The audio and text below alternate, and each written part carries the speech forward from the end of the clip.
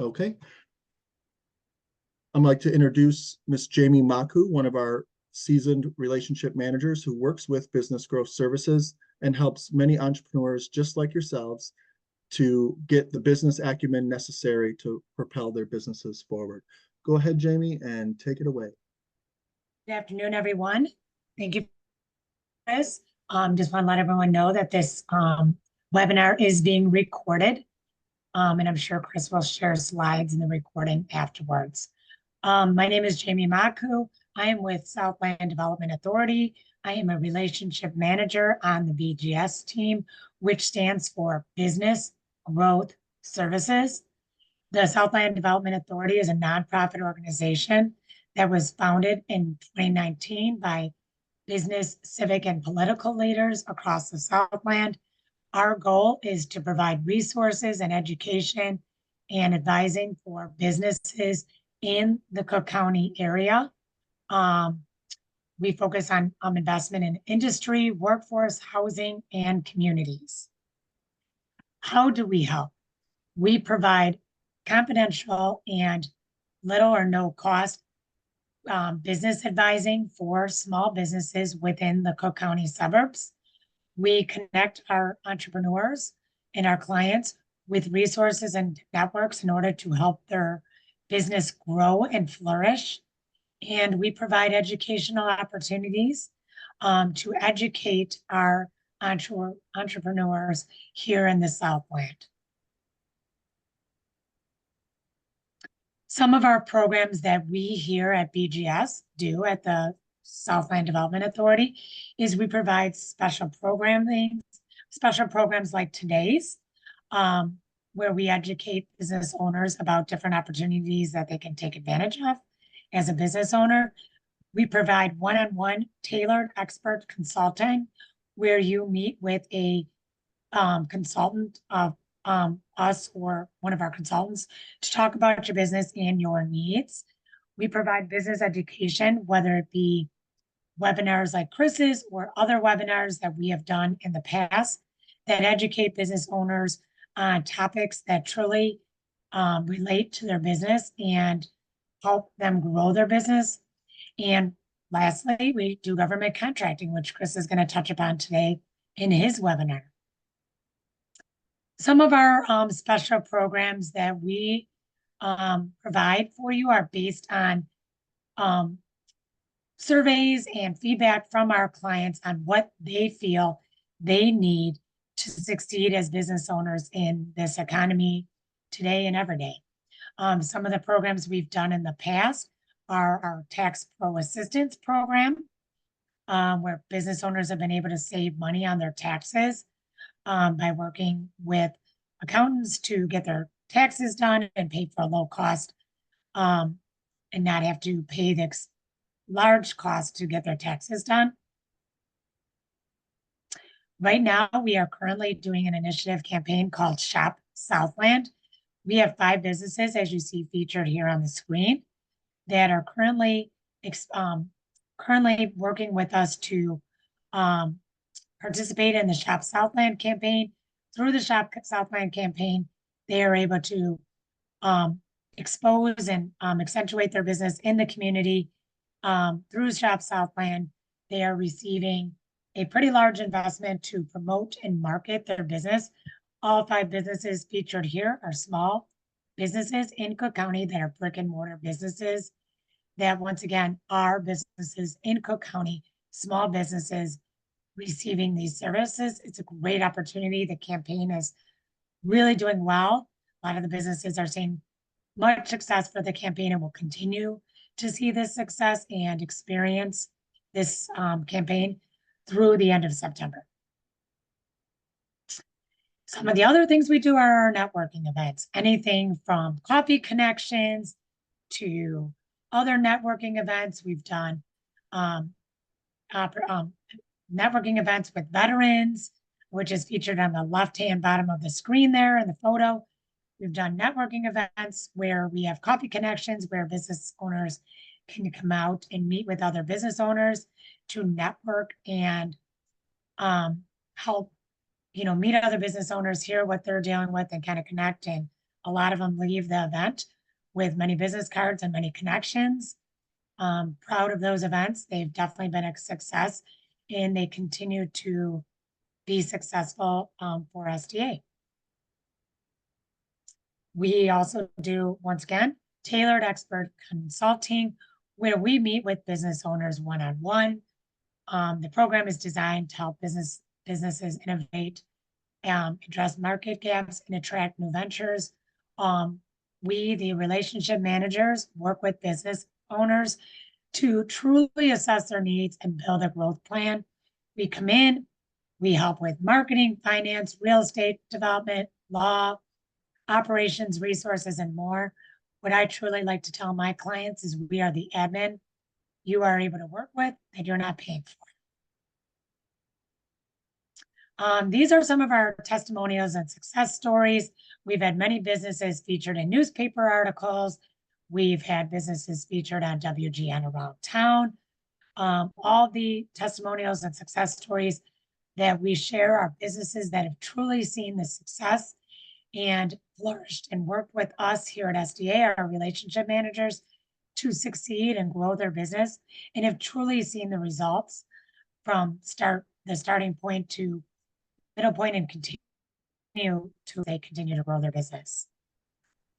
We also do business education. Excited that this is one of our programs that we're doing today, the webinar about government contracting with our very own Chris Cooks. We also have done Think Like a CFO, Unleashing Entrepreneur Leadership, which was one of mine that we did back in March. So that was very successful. We bring in different speakers that are truly skilled and educated and professional in the fields that they're talking about. They do have success. They truly know and can truly speak to the topics of their webinar. And they truly can educate and help our business owners. I'm going to let Chris take it over for some government contracting. I'm excited. This is a new program to SDA that will be a great program.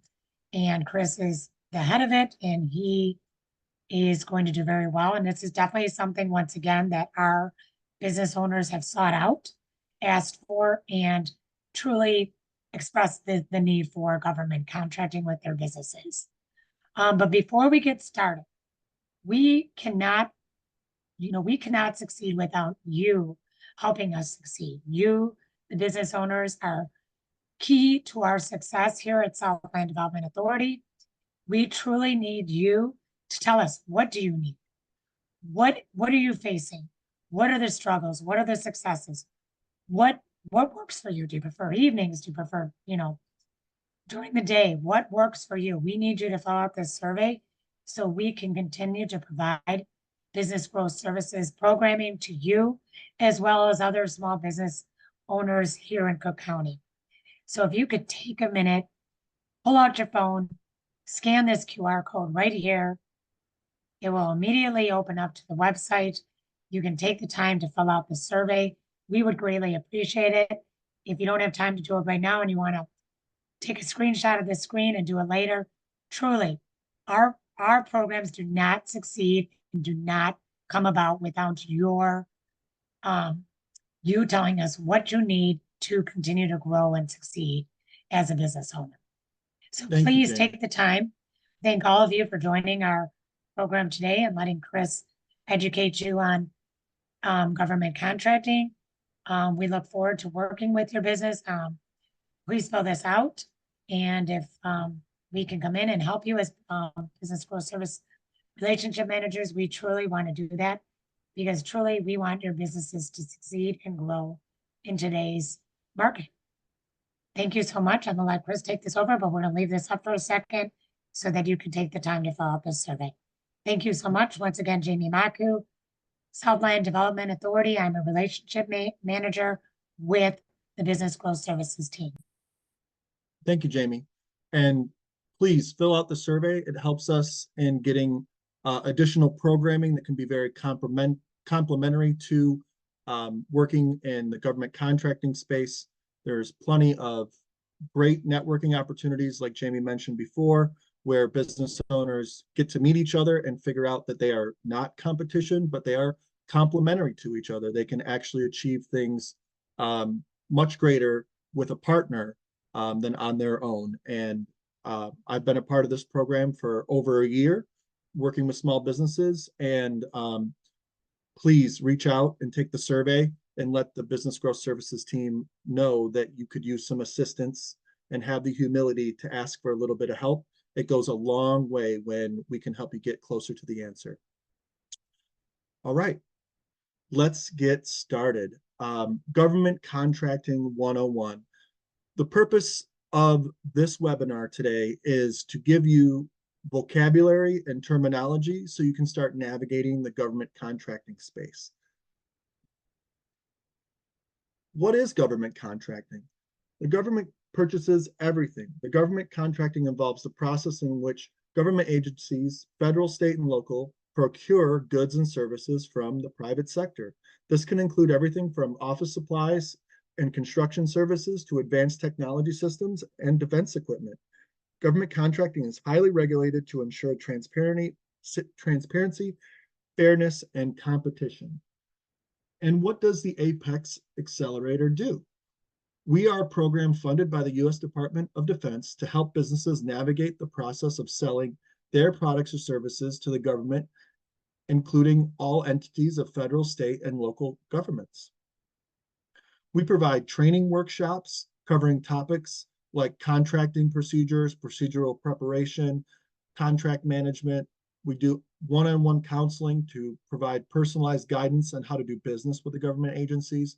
We also have a bid matching tool that helps businesses find relevant government contract opportunities or conduct market research to see what their product or service is being purchased by the government.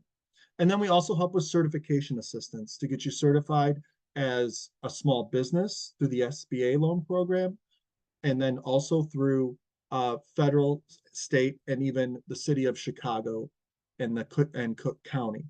The Apex Accelerators aim to expand the supplier base for government contracting, ensuring that more businesses have knowledge and resources to compete in this market. Is your business ready?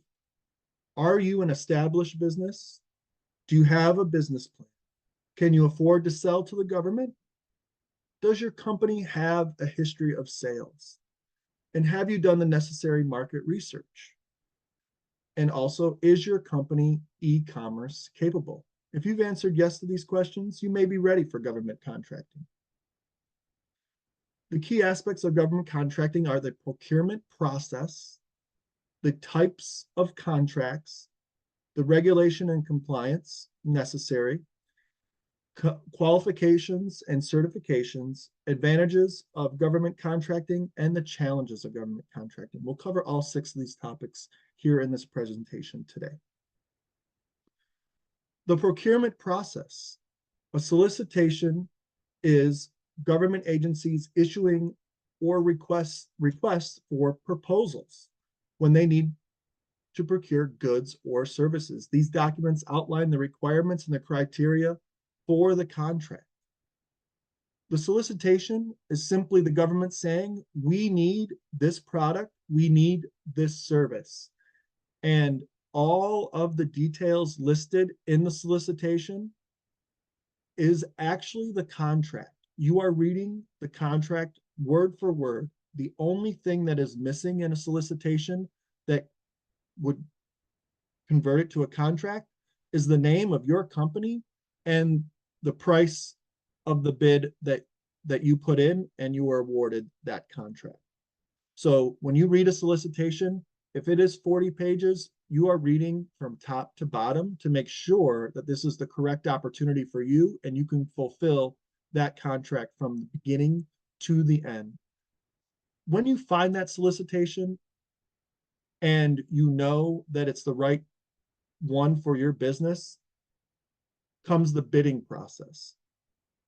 Companies submit bids or proposals in response to the solicitation, detailing how they will meet the requirements of what and at what costs. So when you bid, you have done enough market research to know that the government pays within this range for these goods or these services.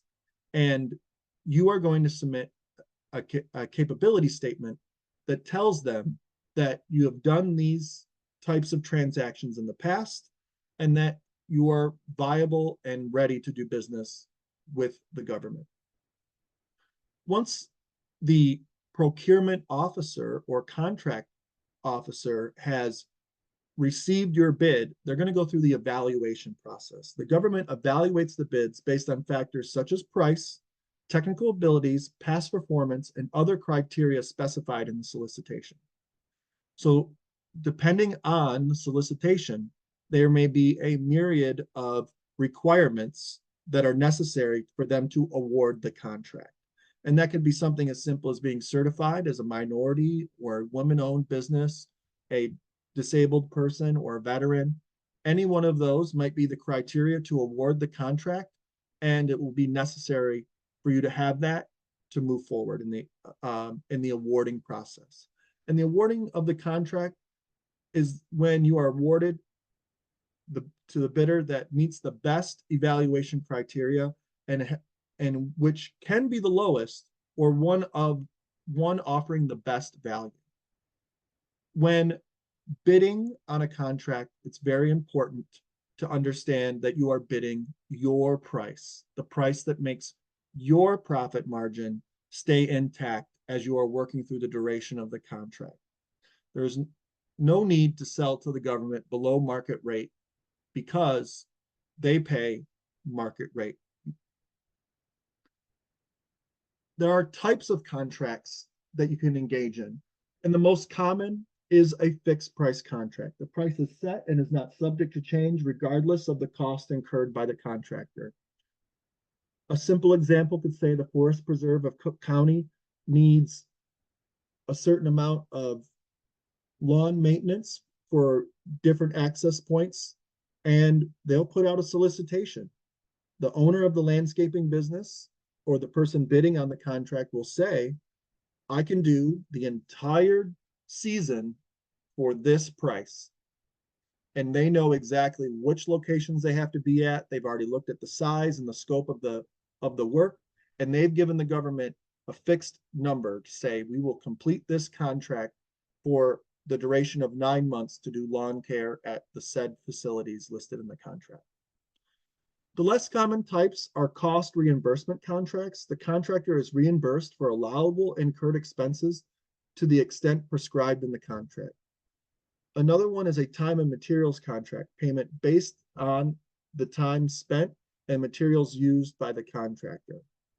And the last one is an indefinite delivery and indefinite quantity contracts to provide an indefinite quantity of supplies and services during a fixed period. I'm aware of a recent solicitation by FEMA.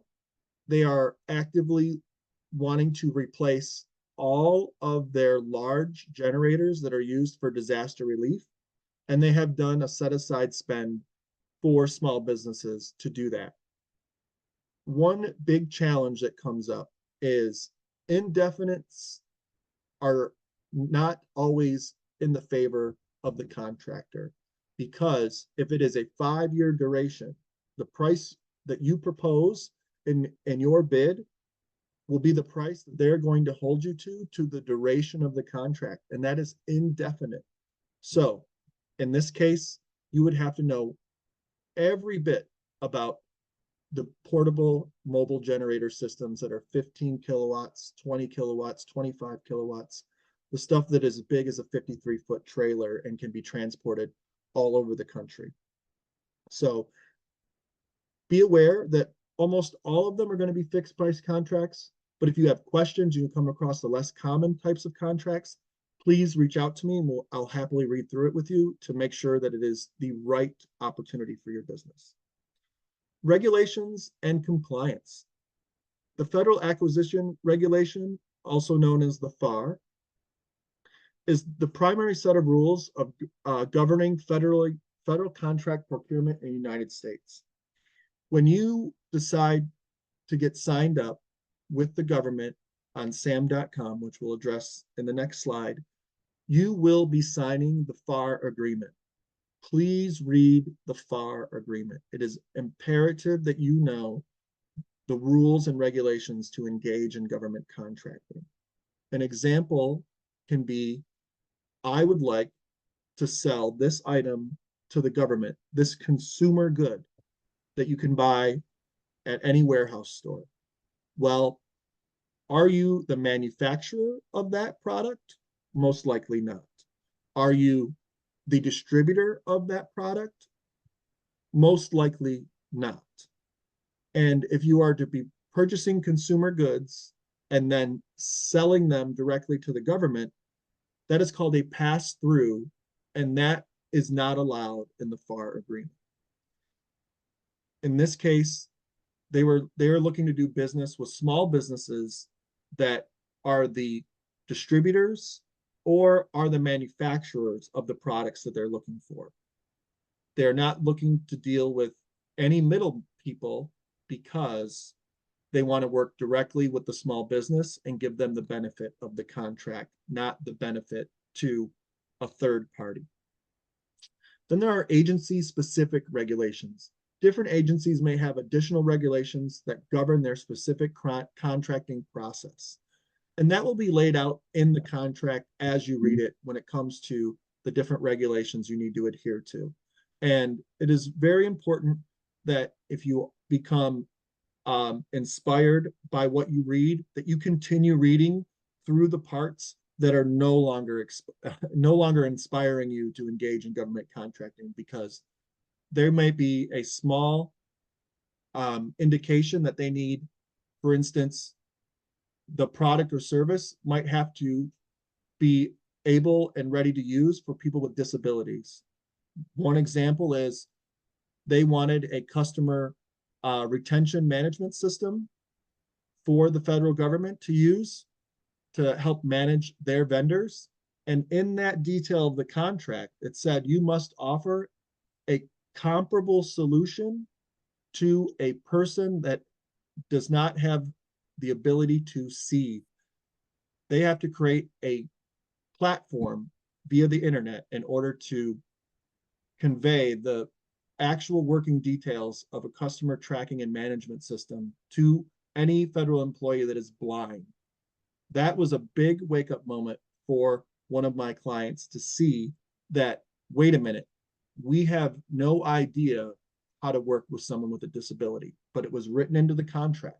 So those challenges will come up as you read through to make sure that this opportunity is correct for your business. The other one is Small Business Administration size standards. Determine if your business qualifies as a small business for specific contracts. And you can check the SBA website for these details. They do list it. An example would be that a business, a construction business, they might say, well, if you are $40 million a year in revenue or greater, you cannot be considered as a small business. You are greater than what the industry standard says that you are a small business. So that way, the set-asides, the part that helps you guys, the small business, engage in government contracting, they are setting it aside for the small business. They're leaving the big ones to do the big job, like Boeing or large defense contractors, or the big construction companies you see along the tollway. They are the ones that are getting the big awards. They are the prime contractors. And then the small businesses get a certain amount of budget set aside so that there is some balance in the distribution of funds. It's not just going to the large businesses. And the last one is the federal contracting cybersecurity. Contractors must meet specific cybersecurity requirements to prevent sensitive government data being shared. And it is imperative that you have your cybersecurity certification and understand how that works. So when you are communicating with the government, you do not violate their communication of information terms. This is mainly to prevent people from getting information and then disseminating it onto other people that are not part of the contract. That can be anything from a competitor all the way to a foreign entity wanting to know where sensitive things may be manufactured, may be shipped to. Any of those details that are listed in the communication with the federal government, they want to ensure that the conversation is private between the contractor and the government. So therefore, there's no ability for sensitive information to make it into the wrong hands. Certifications and registrations. For certifications, companies may need to obtain a certain certifications to qualify for government contracts, such as small business, minority, women-owned, veteran-owned businesses, and more. The Apex can assist with certifications and recertifications, and certifications require 51% ownership and control of operations to be certified. This is meant for a true veteran-owned business that is operated by a veteran to get the set-aside opportunity for small businesses. Same for women, minority-owned, disabled, all of those different categories. They are set-asides for that community of people in order for them to get a fair and equitable access to the amount of money that government entities spend. So there are varying types of certifications. The SBA 8A Business Development Program is an awesome endorsement and certification to get, but it is limited in its time and its duration. An example would be that if you were to apply today and become certified with the SBA as a small business, you have 9 years to complete everything you possibly can in the small business 8A set-aside contracts. Many people have entered in right away to say, I've got my certification, I can hit the ground running. What I will tell you is, because it is a limited duration of 9 years, you want to make sure that as your company is growing and getting closer and closer to the small business size standards set by the SBA, we want to make sure that in the strategy, we plug in the certification at the right moment so that you can continue your progress, but also be marketing yourself as an SBA 8A business. And that is very good for the people awarding the contracts, because they have to do a certain amount of awarding to different businesses that have certifications. But most importantly, if you were to get certified today and you are in the infancy of government contracting, and then 2 years from now, you really start hitting your stride and you can see growth and you're moving along, there are 2 years in which you did not engage in any set-asides for an 8A business. And you want to make sure that you plug in that certification at the right moment so that you can use that as additional momentum to market your business and your services and goods to the government. And that means larger awards, bigger contracts, bigger scopes of work. You want to be able to have the 8A certification in your back pocket so that when it comes up to a choice, that you have one more certification than another business. The next is hub zone, historically underutilized business zones. We have many of these in the Southland, and there is a map available to me, and we can go through that in a consultation and say, yes, your business is located in a hub zone. Or if you're looking to open up a business, we want to make sure that's part of our strategy. Or if you want to relocate your business, that we look at a possible hub zone and see what the benefits are of locating yourself in a hub zone.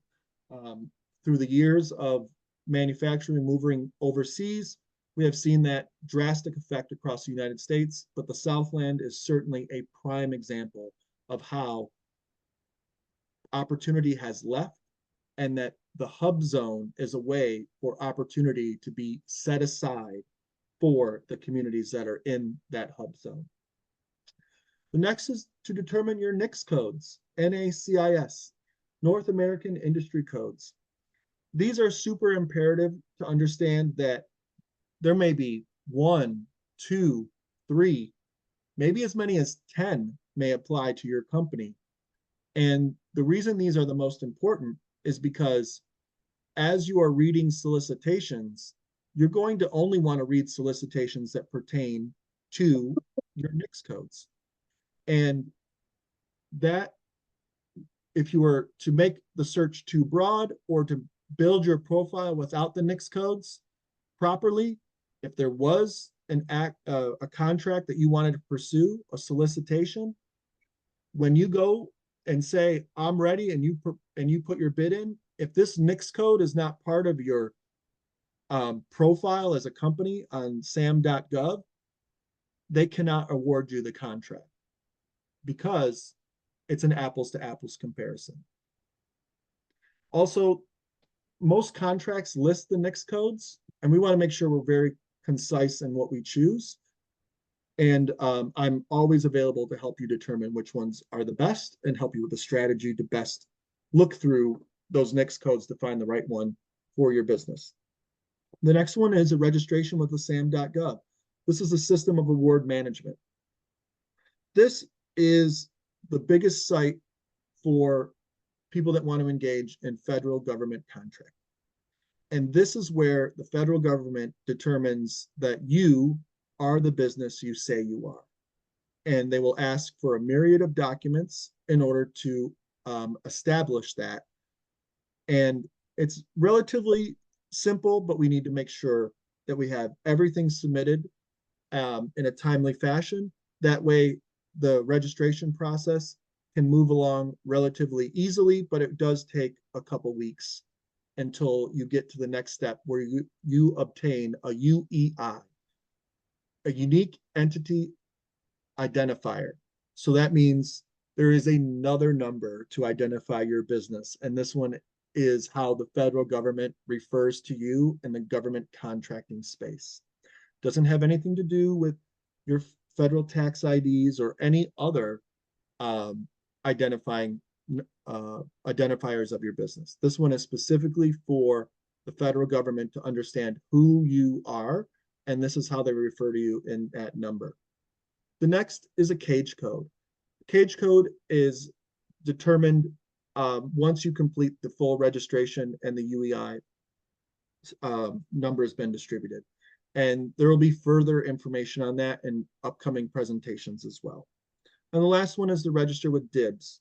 And this is where you engage with defense contractors and the Department of Defense. And there are many, many strategies to engage. And I can elaborate that as we go through the presentation. The next are the advantages of government contracting. And of course, this is what brings everybody to the apex because they hear of wonderful opportunities that people have been able to get through government contracting to help build their business or secure a great revenue line of revenue for their business.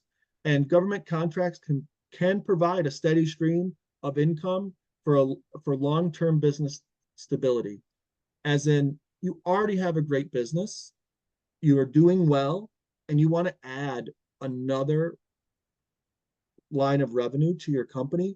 Government contracting can be the right opportunity for you. In the case of a business that is a custodial service, as they can look and see if Midway Airport is wanting to have custodial services provided by a third party, and they do, and that contract comes out regularly. So they would want to be able to find that and then say, great, now I have an ability to keep 10 employees fully employed working on this contract for the next year, and also work on a strategy to continue looking for those different solicitations and hopefully getting awarded the next one that comes at the airport or any other facility that needs custodial services and the government's buying those services. The market is huge. The government is a significant buyer, offering a wide range of opportunity across various sectors. So if there's an educational program push, they're going to need experts to do presentation and get that educational series started. And they may be asking for a curriculum to get people educated. There might be a whole host of defense items that need to be secured. And the defense contractors buy everything from toilet paper to bullets. And every bit of that is an opportunity for a small business if you fit the criteria of the contract. The reputation and credibility of the government. Successfully completing government contracts can enhance your company's reputation and credibility immensely. To be part of a tollway expansion or to be part of a new center at an airport, any of these things in transportation, how you participate can be really, really encouraging to the next opportunity to say, oh, they've already done this in the past with a partner. I think we should go with them and move forward and award them the contract because they've done this several times before and they have a wonderful bid. And then subcontracts, the ability to participate in larger projects with prime contractors to fulfill participation goals and requirements. This goes back to the certifications. If you had a product or service that Boeing or any large construction company, any massive government or any massive company that services government contracts, they actually have set aside spends within their large government contract that was awarded to them. So they have to work to make sure that they distribute the subcontracting responsibilities to women, minority-owned businesses, veteran-owned businesses, disabled persons, and alike. So it is always imperative that we look for what contracts are out there and then see if there's an opportunity to get in as a subcontractor because they will directly hire you, the company that has the prime contract. In this case, we'll use Boeing as an example. They need something from your company, a small component, and you're the one that makes it. They're going to come to you and they're going to get it. It could be a plastic clip, a metal clip, could be something extremely simple, but you have it, they need it, and you have a certification that helps them meet their goals as well. They're going to be able to use your certification and as part of their compliance with the award of the contract. So I have no problem with someone using a little bit of my homework if I'm going to get additional credit. So that's basically the subcontractor's strategy is to get into that field with a prime contractor, do your part as a sub and get to learn the ropes. And then hopefully you'll be able to bid on a prime contract showing that you have evidence that you've worked on similar projects. And that's a strategy we can discuss in our one-on-one consultations as well. Partnerships, collaborating with other businesses to expand capabilities and capacities to bid on larger contracts. This example could be, hey, we have a plastic injection molding company, and we have a metal manufacturer that can make a spring. Those two people can combine to create a spring-loaded plastic part, package it, and ship it off to the government entity that's purchasing it. That's a great opportunity for two people that know their industry and know what to do to team up to grab towards a larger contract. And in strategy, they would have already worked with somebody as a subcontractor, and then they are now able to see that a combination of their two capacities can produce a wonderful opportunity in the government contracting space when they combine their efforts. The challenges of government contracting, complexity and compliance. This is very tough, very difficult if you have not worked in the world of a contractor or work with contracts. Navigating the regulatory landscape can be challenging and with strict compliance requirements. So in the case of government contracting, compliance is what it's all about. What you are producing or what you are offering as a service is integral to a government operation. The last thing they want is to under-deliver and be late. If that is to happen, you will be blacklisted. Your company can be blacklisted from working with government agencies because of your past performance, especially if it is tied to compliance. That is super important to remember when reading through any of the solicitations that are going to be turned into contracts. And I am absolutely here to help you with understanding what you're getting into. And that refers back to the instance I gave about providing a web portal for people that are blind. Once they read that clause, they understood that this contract was most likely not going to be for them because the investment in developing a system that blind people can use equitably, it was not able to happen with the amount of funding and expertise they had.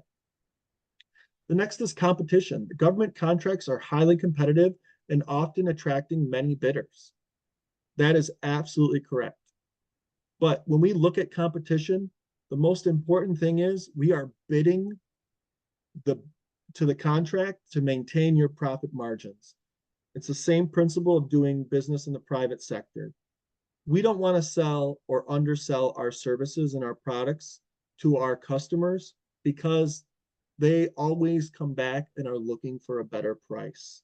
And if we were not profitable to begin with, how are we going to be able to work with that partner again if they are expecting a lower price?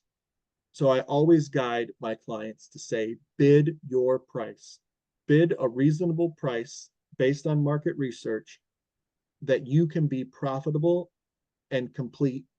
And that strategy goes all the way back to how many hours am I going to take looking at different contracts, and how many people do I have to hire, how many people or equipment do I need to mobilize. All of those things are expenses that you do not want to incur as a business through the contract. You want to make sure that the contract is bid reasonably with all of your expenses and your profit margin. There's no reason to engage in a contract where you're not going to be profitable. The next is the administrative burden. The process can be paperwork intensive, requiring detailed documentation and reporting. So if you were to be working on something that had a security clearance necessary, they would need everybody to have a background check that's going to be participating in the program. And that expense will be incurred by you. So that goes back to making sure that your bid strategy is ideal for incurred cost. And they may want to see financial information from you before they actually award the bid. They want to make sure that you're actually the company you say you are. They want to know that if they award you this contract, that you're going to be able to complete it.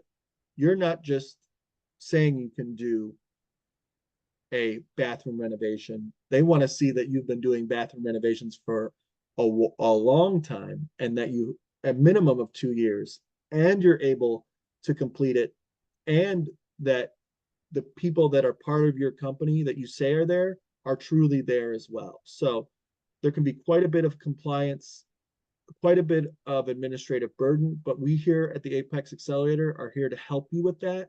And we not only have myself, but a whole team across the state of Illinois and across the country in all 50 states to use as a resource to get the correct answers to help you move forward in the process of contracting with the federal government. And the last one is a painful 2 words that always go together: cash and flow. This is the lifeblood of your business. And the reason why cash flow is so important is that the government pays when the contract is completed. If the contract is the duration of 6 months, they will pay you at the end of 6 months when you've completed the contract. An example would be in construction. The industry standard is that they pay in phases. This phase is complete, please issue a payment. Next phase is complete, please issue a payment. All the way down to the final phase where they get a certificate of occupancy and their contract is ultimately complete. Then they get the final payment that they all are counting on. But in this case, the federal government pays when you're done. So if it's a 6-week long contract, you got to have 6 weeks or I'm sorry, 6-month contract, you're going to need 6 months worth of payroll for the people working on this project. It has to come from somewhere. So if you need access to different capitals, we can help with that as well. And we can work out what that cost of that capital is going to be in order to put it into your bid. So there's many things that go into government contracting, and we want to make sure that your business is ready so you can focus on the contract and not scramble on compliance or any administrative burdens, or coming up against a cash flow problem where you cannot fulfill the terms of the contract because your business is under duress with how much cash the project is absorbing.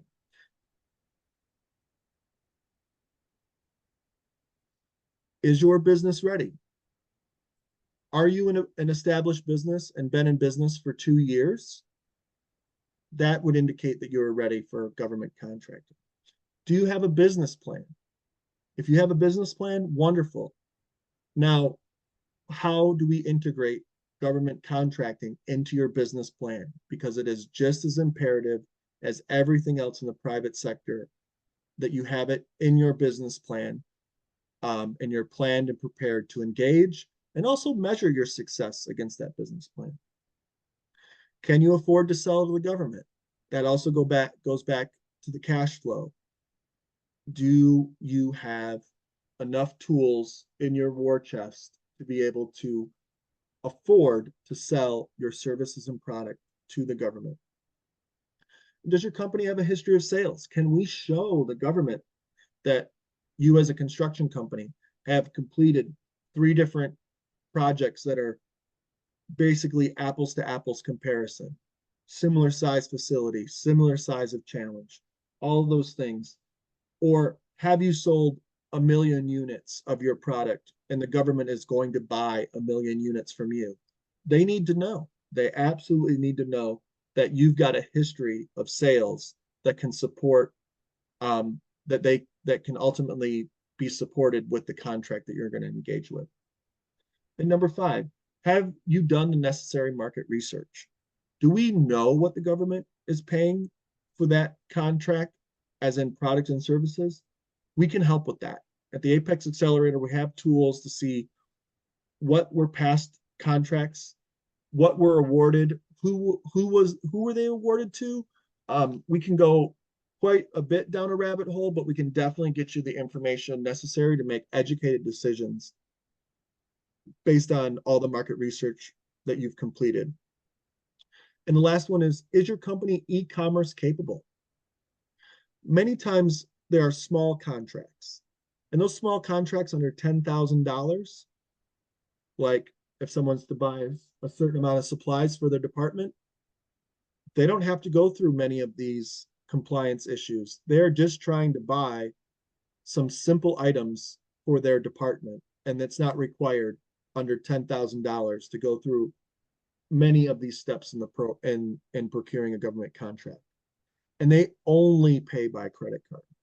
So no matter how you feel about having credit cards, accepting credit cards, doing business with credit card transactions, for the government, that's how they pay when it's under $10,000.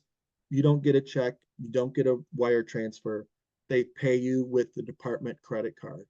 And make sure that if they're going to be fees on a $5,000 transaction, that was baked into the initial bid anyway, because we don't want to incur costs that haven't been accounted for going through the contract.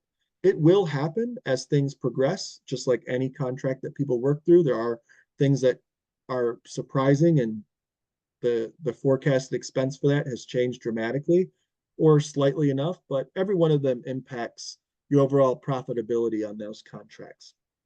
So if you answered no to the questions, you can work with Jamie and any of our other relationship managers at no cost to prepare your business. The Southland Development Authority offers the Business Growth Services Program to help businesses get the business acumen necessary for them to progress. And that is super imperative because as we work on one aspect of government contracting, we may have some deficiency in your business acumen. And I can send you right back to the relationship manager and they can help you shore up that deficiency, as in your business plan or looking for access to capital. Any of the things that are becoming challenging for you in your day-to-day operations of your business, the business growth services team and the relationship managers are ready for you guys. Ask them anything and everything to see if they can help. In many cases, we can, and we'll give you the right material, we'll give you the right information, and we'll help you get to the next step of your business. And we want to be a part of that as well, because we're invested in this in the Chicago Southland to bolster the economy and to bring opportunities back to the Southland as well. So if you answered no, please notate the email here, outreach@southlanddevelopment.org. That'll go to our program manager, Maricela, and she will be able to connect you with a relationship manager within 3 business days at most. And if you answered yes, please reach out to me. My email address is christopher.cooks@southlanddevelopment.org. It's a long one. And you can also reach out to me by phone at 708-722-1638. Please leave a voicemail.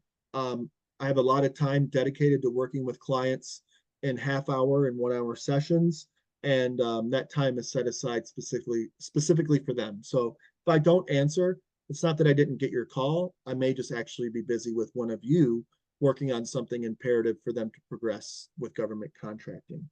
And lastly, our office is located in Tinley Park, but we do a majority of our business, 95% of it, our consulting and advising is done via phone or via virtual conference. So we see it as a great asset to be able to, for you to meet us in the virtual realm so that we don't have to travel. We can get full exposure to what we need. You're in a comfortable environment that whether it's your office or your home, you get to be able to access our services with all of the tools in front of you. So as we're talking about something, there's a piece of information, you're not having to say it's at my office or it's over here. You say, I am in my office. Let me get that information and let's discuss it. So if you do need to meet in person, we do honor those requests, especially if it has to do something with the operations of your business and we need to see it in action.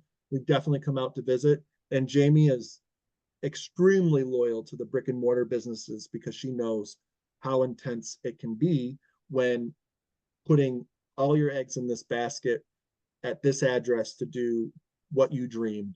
So she's a great resource to get there and achieve a level of success. And then here at the Apex Accelerator, we can take that success and we can start marketing it to the government. I'll go back to the business growth survey. Please fill this out and we'll be able to honor your requests and putting on future programming to make sure that people are aware of these different services. And Apex Accelerator was one of those requests, and that's why we have it now, starting as of July 1st. So at this point, I'd like to open it up, the Q&A, and let's take a look to see if we have any questions that are looking to be answered.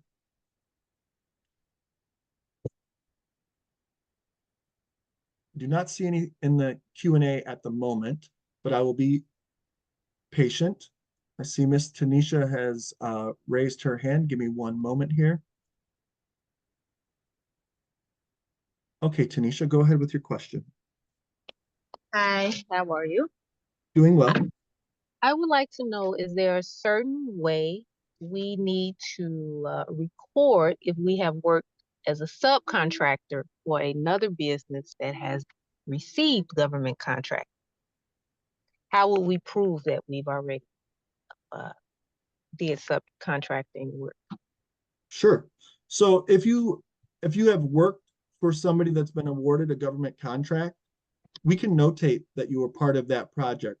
We may be able to research and see what the actual contract ID number is so that the procurement slash contract officer can see, oh, you were part of that project. Now you're trying to bid on it and be awarded to it instead of being a subcontractor.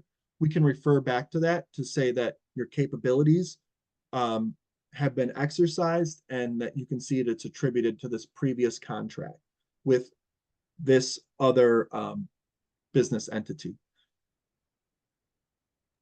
Perfect. Thank you. You're very welcome. All right, next one is Drusella Jordan. How can I help? Hi. I had for a long time, I think maybe a year or so ago, I had started researching government contracts and how to get started in it. And I went through, I paid people everything, and then you get to that wall where they only give you a certain point. So I did more research on my own, and I have everything with sam.gov. I have a cage code and everything, but now I'm back at that wall again.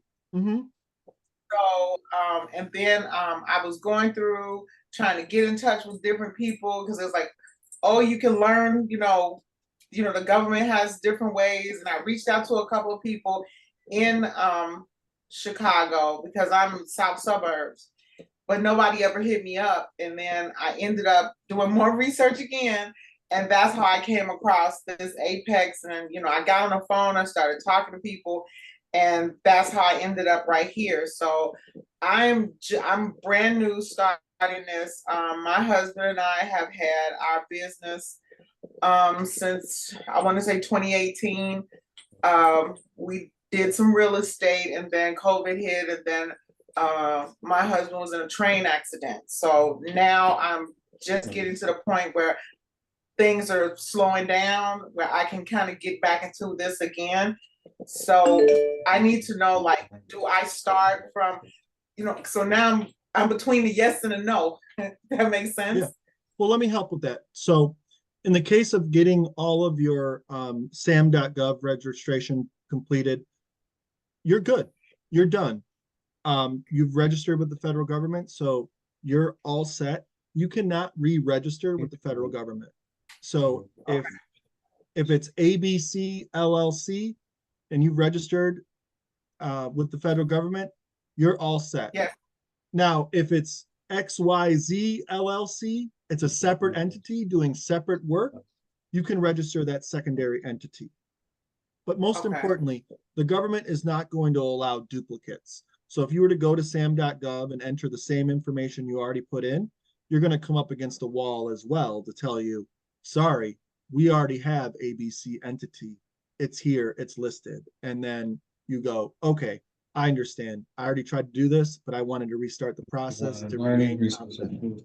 So you don't have to worry about that. Secondly, we have a bid match program with the Apex Accelerator, and we can take your industry codes along with the keywords that best define your product and service, and then we can simply set that profile up, and you'll receive daily notifications of different government solicitations, which are soon to be contracts once bidded on.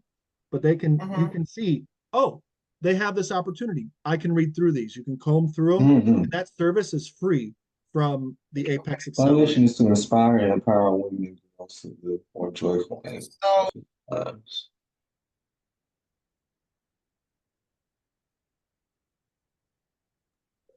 I'm sorry. I think my question also is, when you got to the point, if you're like any of your questions answered no, or if they answered yes. So like some of the questions for me are yes, and some of the questions for me are no. So that I'm trying to figure out, do I contact you, or do I contact the other person, or do I contact you both? You can do both.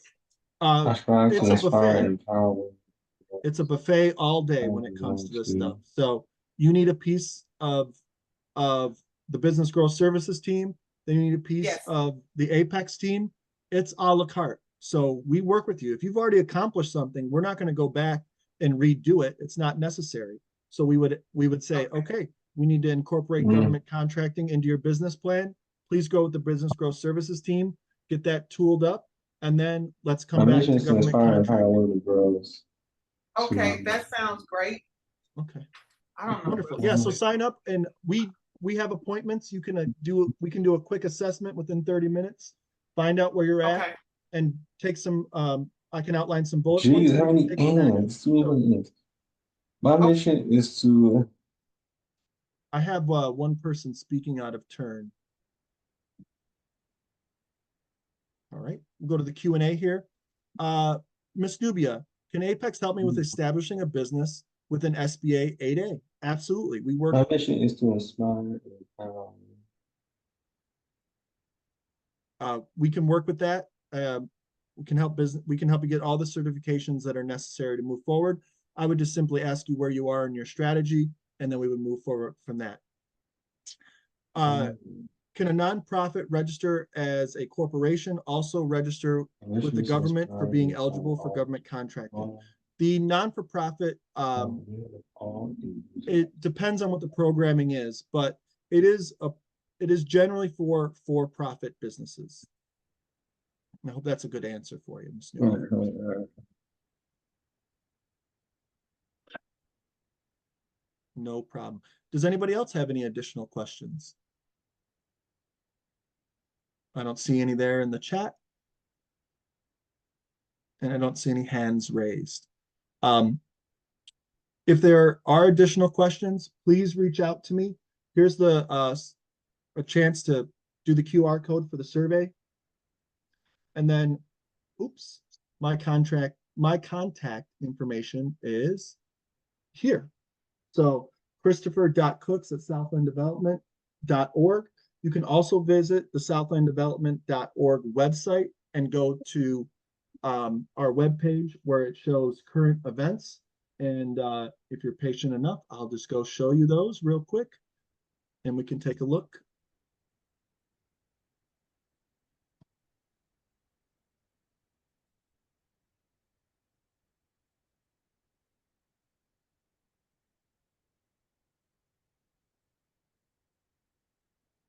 Go to the contact page. You can simply look at schedule an appointment. You can work with a general business consultation. That's with the business growth services team, or you can work with me on government contracting and assistance. And you can see my availability is listed here, and you can sign up for any one of these 30-minute appointments. I'll get a notification, and then I can reach out to you and we can do a little prep in advance, or we can talk from there. So if there's no further questions, thank you very much for attending my webinar. I appreciate it very much. We have a second webinar coming up, and that one is going to be in October, and that will be October 19th. Dang. Oh, we have one more, Miss Rodia Hayes. Our next in-person group meeting with the SDA, we do networking events, and we also do different presentations. You can find that information listed here on upcoming events and past events. And there's even an opportunity to subscribe to the calendar. So you can have it pop up on your iCalendar, your 365 calendar, Google Calendar, any of those down there. And please attend. Generally, our events are free, and that's when we do in-person things. If you need help in person, we can make an accommodation to come visit you. Just need some more lead time in order to get that done. So thank you again, everybody, for participating, and I look forward to hearing from you. And please schedule an appointment with us on the contact page for either the Business Growth Services team with Jamie, or with the general contracting or government contracting. Thank you and have a wonderful day.